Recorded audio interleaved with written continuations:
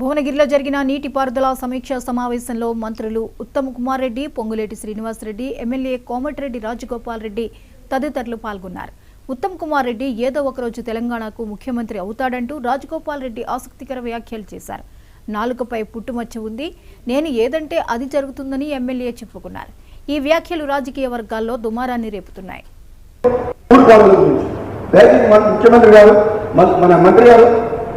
ముఖ్యమంత్రి గారు మళ్ళీ ఎప్పుడు ఒకసారి ముఖ్యమంత్రి అయితే మీరు తప్పకుండా, ఎందుకంటే నా నోటికి నా నాన్న మీద పుట్టుమచ్చలు నల్లమన్నది మీరేదంటే ఐదంట అప్పుడు మిస్ అయితే మళ్ళీ ఎప్పుడైనా భవిష్యత్తు అయ్యే అవకాశం ఉంది.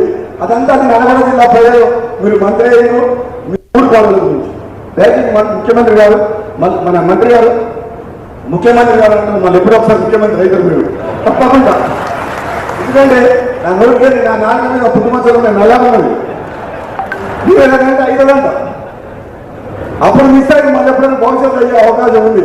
అదంతా నల్గొండ జిల్లా ప్రజలు మీరు మంత్రి అయ్యారు మీ ఊరు పాలన గురించి దయచేసి క్షణికావేశం ముక్కుపచ్చలారని